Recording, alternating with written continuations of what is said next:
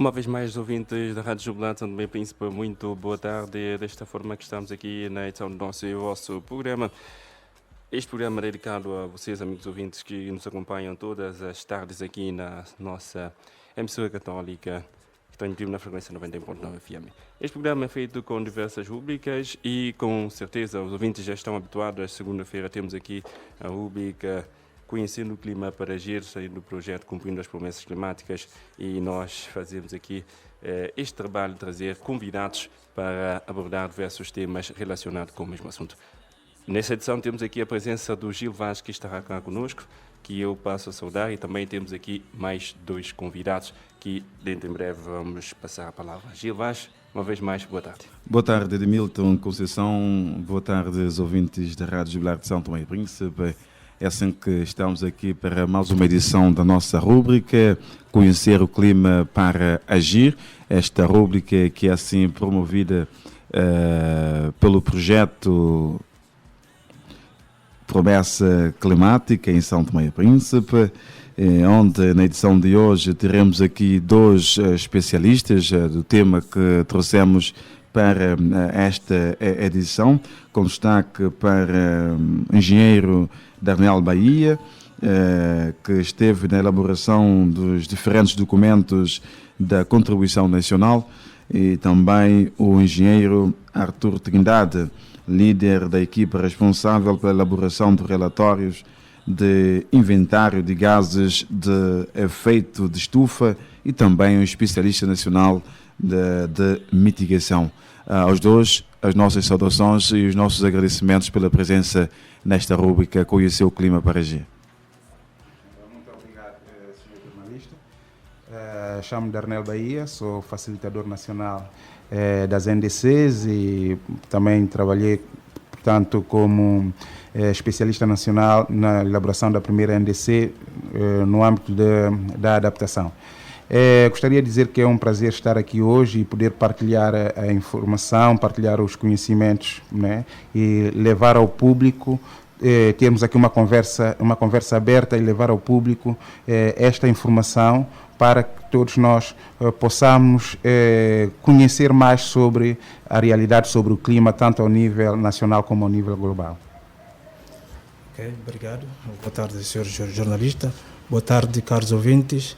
Eu chamo Arthur Trindade, engenheiro em telecomunicações eletrônicas, trabalho na GER, Autoridade Geral de Regulação, e sou consultor para questões de mudanças climáticas desde 2001, mais concretamente na área de inventário de gases com efeito de estufa e também na área de mitigação. Claro, tenho que agradecer esse convite, tendo em conta que estou muito à vontade de falar sobre esse tema, e estou aqui para uma conversa com o público em geral que está nos a ouvir.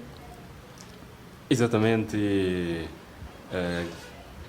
Quero aqui também agradecer aos dois por terem cá deslocado para o estudo desta casa de rádio, e junto vamos assim falar deste tema que tem suscitado, e na edição passada tivemos assim uma pequena introdução, e queremos agradecer. Espero que a nossa conversa possa assim elucidar os ouvintes, não é? Aqueles que tiverem assim algumas dúvidas. Vou começar pelo engenheiro Darnel Bahia, que está cá também conosco, e importaria que o senhor pudesse ficar mais à vontade possível, uma vez que estamos, não digo entre amigos, mas estamos a falar do mesmo tema, que é essa questão das NDC. Portanto, o engenheiro, posso chamar de engenheiro Darnel Bahia, que é especialista, para que nós possamos compreender bem, e também para aqueles que estão em casa possam compreender essa questão, quais são as contribuições que nacionalmente estão determinadas, e pode dar aqui alguns exemplos? Ok. Relativamente às contribuições nacionalmente determinadas ao nível do país, portanto, podemos falar que nós, neste caso, temos dois tipos de contribuições. Contribuições em termos de mitigação e também contribuições em termos de adaptação. Portanto, relativamente a contribuições em termos de mitigação, eu talvez deixaria para que o engenheiro Arthur depois pudéssemos tecer algumas considerações relativamente a este facto, Mas falando das contribuições nacionalmente determinadas em termos de adaptação, portanto, aí eu poderia dizer que nós temos aquilo que foram as contribuições de 2015 e agora nós fizemos, neste caso, uma atualização dessas mesmas contribuições. Por exemplo, eu vou dar aqui exemplo de algumas contribuições de São Tomé e Príncipe, portanto, em termos de adaptação. Nós temos contribuições no âmbito das florestas, como, por exemplo, o país assumiu um compromisso de reduzir em 15% o abate ilegal e indiscriminado das árvores até 2030. Isto é um dos compromissos que o país assumiu.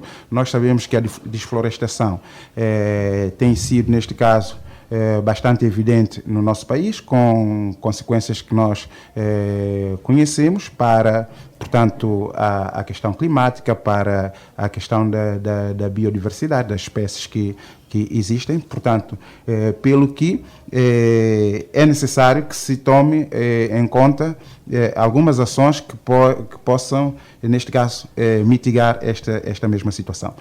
Falando da questão da desflorestação, portanto, a contribuição relativamente à desflorestação, ela entra tanto para a adaptação como para também a mitigação, mas, portanto, nós decidimos colocar esta contribuição aqui em termos de adaptação. Portanto, nós também temos uma outra contribuição no âmbito da agricultura, que o país pretende, neste caso, reduzir o uso de fertilizantes azotados na agricultura até 2030.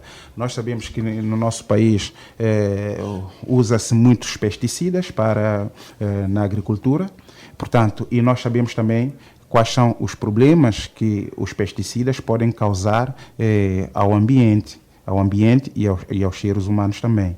Então, neste sentido, o país assumiu um compromisso de até 2030 tentar reduzir o uso destes pesticidas para que se possa proteger as pessoas, proteger os animais, proteger também o meio ambiente.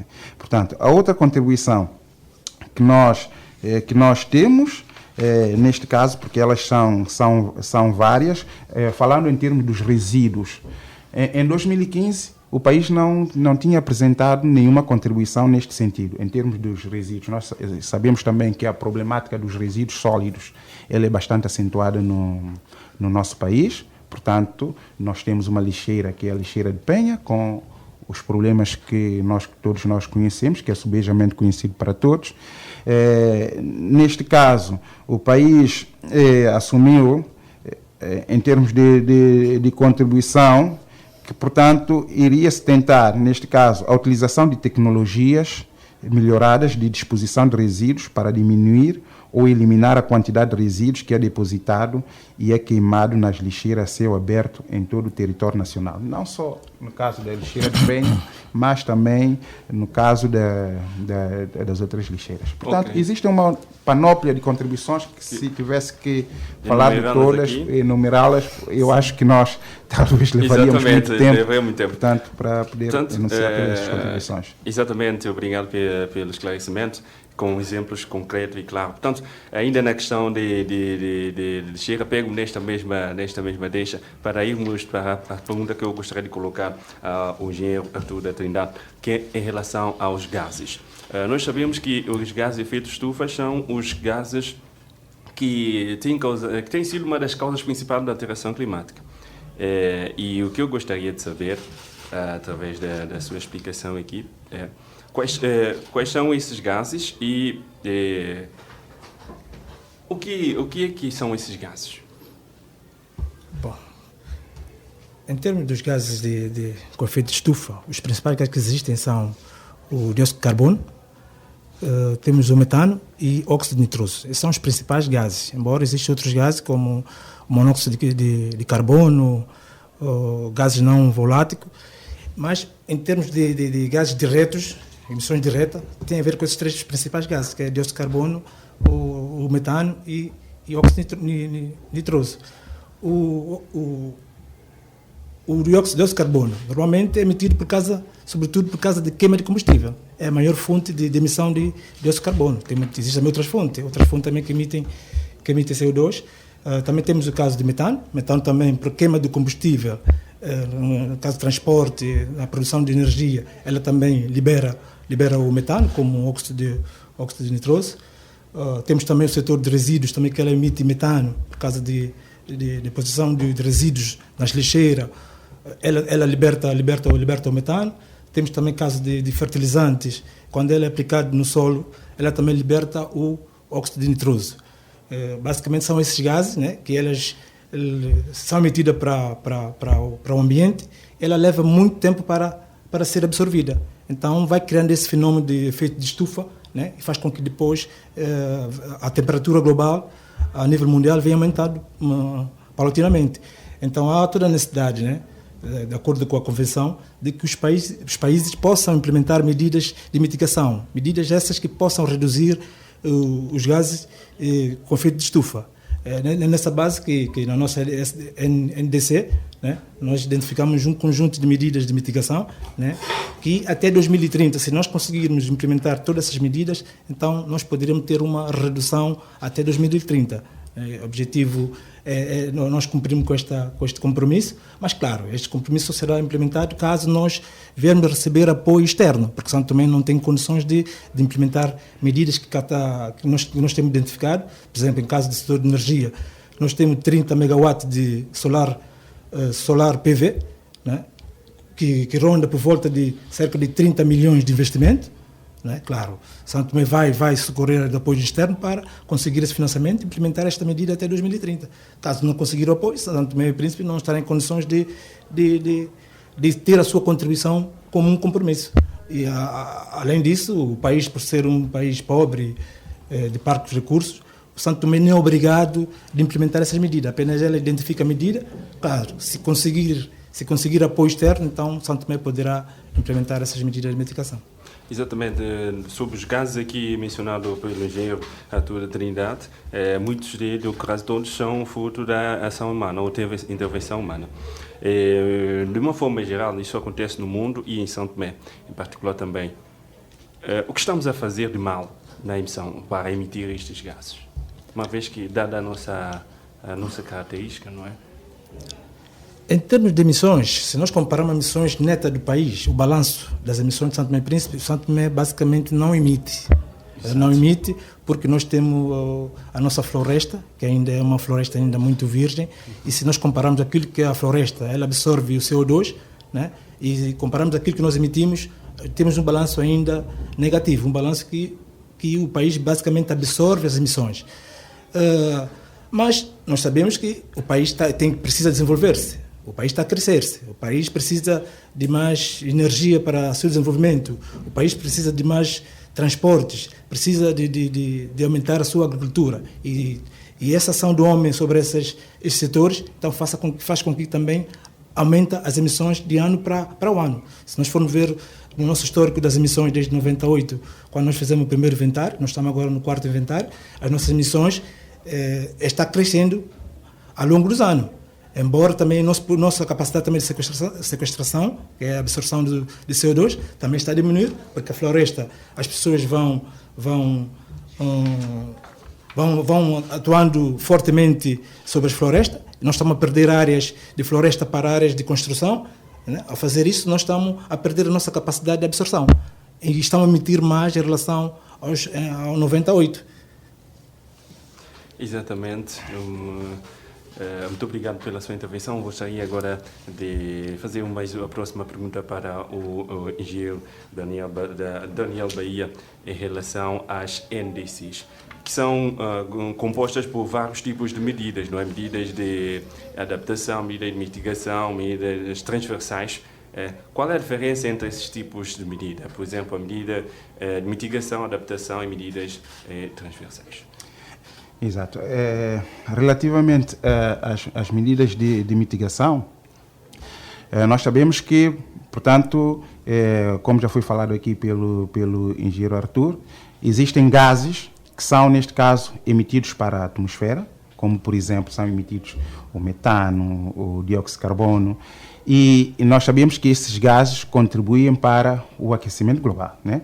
Então, as medidas de mitigação, elas neste caso são medidas, são ações que o país vai levar a cabo para que nós possamos, neste caso, reduzir a emissão desses mesmos gases, portanto, que são gases nocivos para o ambiente, portanto, e fazer com que possamos reduzir o aquecimento global. Portanto, essas são, neste caso, em termos de medidas de mitigação. Relativamente à adaptação, medidas de adaptação, nós sabemos, já que nós temos as mudanças climáticas que já são uma realidade ao nível do país, e não só, e a nível global, quer dizer que nós teremos que ser resilientes e adaptar. Ou seja, nós teremos que encontrar uma forma de nós podermos conviver com aquilo que já existe, é ser resilientes. Então, temos que adaptar a situação existente. Então, neste caso, portanto, vamos ter ações que levem a essa adaptação, a essa, digamos assim, a essa resiliência. Por exemplo, se nós sabemos que, portanto, uma das consequências das mudanças climáticas é a questão da seca, da falta de água. Então, o que é que nós podemos fazer para adaptar a essa situação? Portanto, nós já sabemos que nós temos carência de água. Por exemplo, nós podemos, como uma das medidas, até já foi, neste caso, em termos das escolas, isto já foi implementado, é a reutilização da água de chuva. A utilização da água de chuva, por exemplo, para regar, para a questão da rega. Isso é uma medida de adaptação. Nós estamos a adaptar as circunstâncias. Nós estamos a conviver, neste caso, com esta falta deste recurso, que é nesse caso, escasso. Quando se fala de medidas transversais, quer dizer que ela, no fundo, é uma medida, é uma ação que, no fundo, tem as duas componentes. Tem a componente, neste caso, tanto da adaptação, como tem a componente de mitigação, que é aquela que eu vou reduzir, neste caso, os efeitos nefastos dos gases que são emitidos para a atmosfera. Eu vou reduzir e também vou adaptar, arranjar uma forma de viver, portanto, com estes efeitos das alterações climáticas. Destas medidas que solicitar e também qual o senhor Daniel Bahia deu assim a sua intervenção, existem diferenças grandes assim entre essas medidas? Portanto, diferenças relativamente à adaptação, existem algumas diferenças. Portanto, entre medidas de adaptação e medidas de mitigação. Tem diferenças. Por exemplo, quando nós estamos a falar de uma medida de mitigação, por exemplo, daquelas que foram, neste caso, proporcionadas, neste caso, pelo país, nós estamos a falar de uma questão de energias renováveis, por exemplo. No caso do nosso país, nós temos uma medida, por exemplo, de mitigação, que é aumento da participação de energia renovável, principalmente da energia solar. Portanto, nós estamos a falar que nós queremos, ao invés de nós estarmos a usar os combustíveis fósseis dos geradores, nós vamos, neste caso, utilizar a energia solar.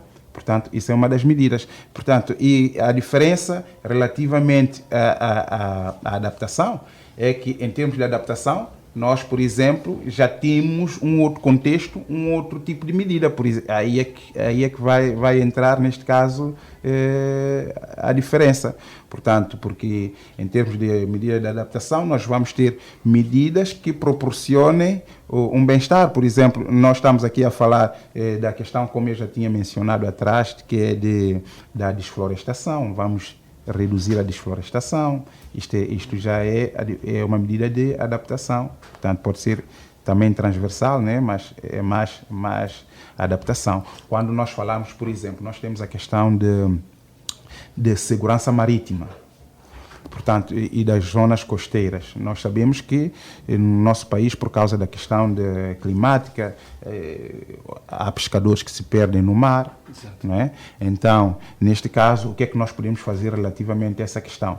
É dotar os pescadores de meios, portanto, de embarcações mais seguras, de equipamentos como GPS, e isso já tem estado a acontecer ao nível do país. Isto já é adaptação e que é um pouco diferente daquilo que são as medidas de mitigação. Obrigado, engenheiro Daniel Bahia. Estamos assim, o tempo não é todo extenso, portanto vou passar ao engenheiro Arthur Trindade, que vou colocar lá a próxima questão, que é um dos compromissos climáticos mais importantes assumidos por São Tomé e Príncipe na revisão da sua NDC.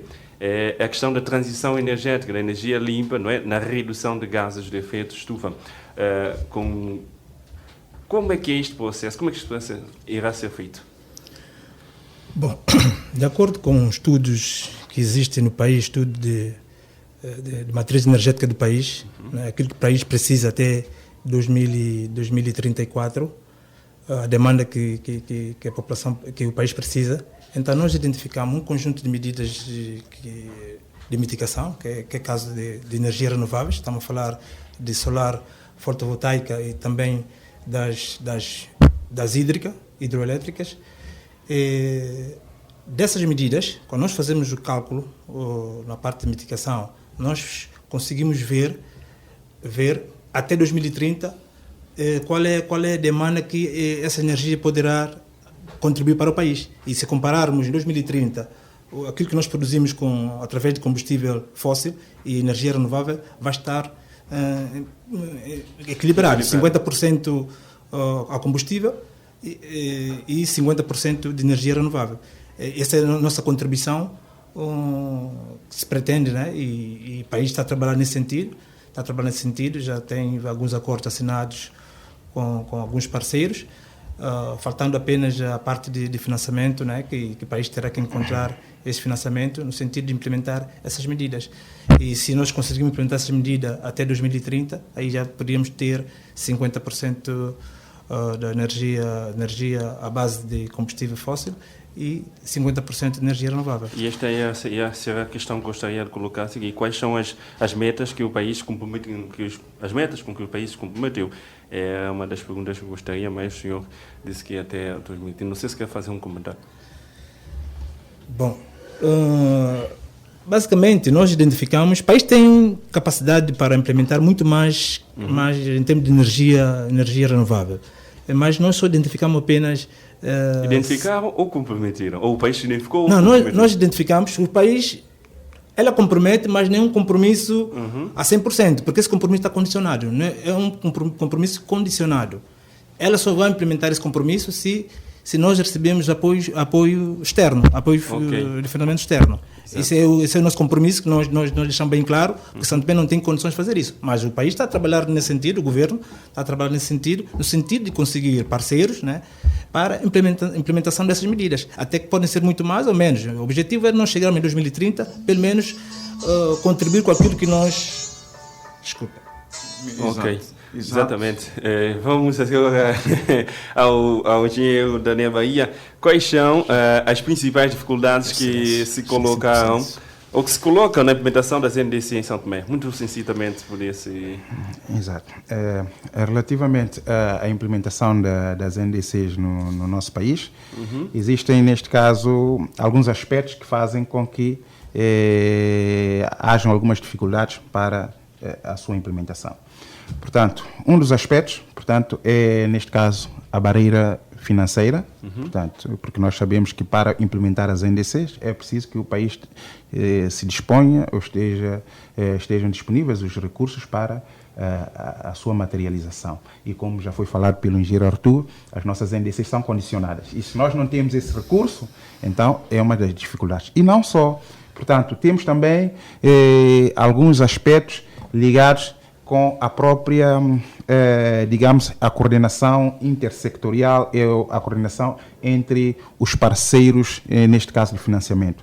Porque, ora, vejamos, às vezes, nós temos vários parceiros que, neste caso, estão a implementar o mesmo tipo de ação. Vamos imaginar, por exemplo, eu sou um parceiro de implementação, eu estou, neste caso, a implementar um projeto de energia solar e está outro a implementar a mesma coisa e vários parceiros a fazer a mesma coisa, que nós temos aqui neste caso o que nós chamamos de duplicação de esforços e duplicação de recursos, e depois não há neste caso apropriação. Ninguém se apropria daquilo que já existe ou que já foi iniciado por outro parceiro, e está-se sempre a repetir as mesmas coisas. Portanto, isto é neste caso, uma das barreiras de implementação das NDC. Também temos a questão da barreira do conhecimento, portanto, porque até pouco tempo atrás a NDC ainda era considerado algo desconhecido, portanto, pelo que é necessário que tanto as entidades, portanto, como a sociedade civil em geral, como, portanto, as ONGs, todos nós estejamos sensibilizados, todos nós tenhamos o conhecimento daquilo que realmente são as NDCs, para que possamos falar abertamente, portanto, possamos estar cientes daquilo que são as NDCs e possamos fazer a sua implementação. Porque a implementação da NDC, ela não é feita, portanto, com um grupo restrito. Ela é feita, portanto, pela toda a sociedade civil em geral. Tanto é que nós, na próxima semana, iremos ter, neste caso, um workshop, que é o workshop de revisão do plano de implementação das NDCs. Ok. Sim, muito obrigado. Estamos assim pressionados pelo tempo. A pergunta que vai em seguida para o Sr. Egeu Artur da Trindade. Quais são as principais dificuldades que se colocam para conseguir ou atingir o consenso internacional debatido, visto ainda há pouco na COP26? Bom, eu não acompanhei... Não sei se percebeu a minha pergunta. Sim, não acompanhei atentamente o que aconteceu agora na COP. Houve colegas de Santo Tomé que foram para lá. Não consigo dar algumas informações muito claras nesse sentido. Peço desculpa. Sem problemas. Estamos aqui também para também colher opiniões e pareceres também. A pergunta também ainda continua assim, enquanto o Santo Tomé, enquanto um pequeno estado insular, não é, de desenvolvimento, que enfrenta alguns desafios, quais são os benefícios e as oportunidades que nós podemos ter na implementação das NDCs? A primeira questão tem a ver com o próprio desenvolvimento do país, né? Se nós conseguimos implementar a nossa NDC, nós estamos a falar, em termos de se implementarmos medidas de mitigação, isso tem um custo a rondar 150 milhões de dólares. Né? Se Santo Tomé conseguir receber esse apoio até 2030 e implementar essas medidas, é claro que nós estamos a contribuir para o desenvolvimento do Santo Tomé e Príncipe. Estamos a falar de questões de matriz energética, energias renováveis, estamos a falar de questões ligadas com eficiência energética, que já existem projetos já bem delineados em fase de sua implementação, que é caso de eliminação eficiente de residencial, com lâmpadas eficientes, lâmpadas LED. Estamos a falar cerca de 393 mil, que já tem financiamento do Banco Mundial. Também questão ligada à questão de transporte. Nós estamos a falar importação de veículos elétricos, cerca de 5 mil veículos elétricos. Estamos a falar também de motociclos elétricos, transporte público também elétricos. E se nós conseguirmos implementar todas essas medidas, é claro que vai contribuir para o desenvolvimento do Santo Tomé e Príncipe. Ok, muito obrigado, Egeu Artur, e também Daniel Bahia. Portanto, o tempo não nos resta mais. Portanto, as considerações, não é? As vossas últimas considerações para aqueles que estão na nossa sintonia, e com certeza nós iremos entrar em contato convosco para que na próxima edição podemos também ter-vos cá, uma vez que são muitas questões, e uma delas também, com certeza, o Egeu Artur poderá se inteirar melhor e dar assim a resposta na próxima edição. Então, as últimas palavras já para fecharmos esta edição. Bom, gostaria, neste caso, para finalizar, de dizer que esta questão climática é uma questão que toca a todos nós, portanto, desde os técnicos nacionais, a sociedade civil, portanto, as ONGs, pelo que nós devemos pensar global e agir localmente. Ou seja, portanto, que nós estamos num planeta em que todos nós fazemos parte do mesmo e que, neste caso, as mudanças climáticas, elas não são só uma questão dos países, aqueles que nós dizemos os países que poluem mais. né? Portanto, mesmo nós, sendo um país sumidor, um país que absorve mais dióxido de carbono do que aquilo que emite, nós também temos as nossas responsabilidades. Portanto, não obstante nós não termos esse nível de poluição que existe. Pelo que nós devemos fazer a nossa parte para que nós consigamos preservar o futuro das gerações vindouras, os futuros dos nossos netos, filhos e dos nossos familiares e do meio ambiente em si. Ok, e senhor engenheiro Arthur da Trindade, últimas considerações? Bom, da minha parte, na final? Da minha parte, quero deixar aqui um agradecimento muito grande a todas as partes envolvidas nesse processo. Nós temos a nossa NDC, a primeira e a segunda, ela foi feita com base no trabalho do consultor, mas também contou com uma grande colaboração dos técnicos nacionais, diferentes setores, que ajudaram-nos a identificar essas contribuições que hoje em dia constituem, então, a contribuição de Santo Tomé e Príncipe.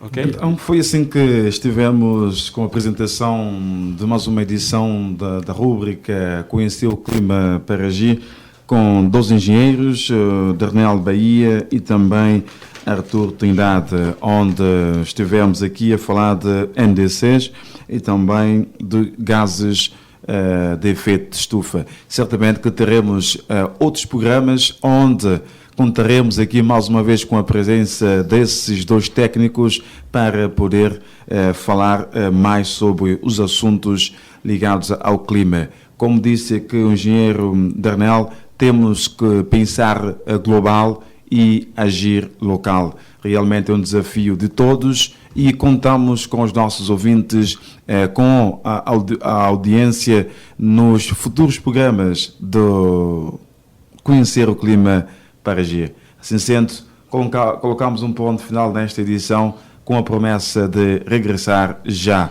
na próxima segunda-feira, não esquecendo da nossa reposição na quinta-feira às 14 horas. Ok, muito obrigado a todos por terem cá estado conosco. Obrigado, Gil. Obrigado à equipa e continuação de boa tarde a todos os ouvintes.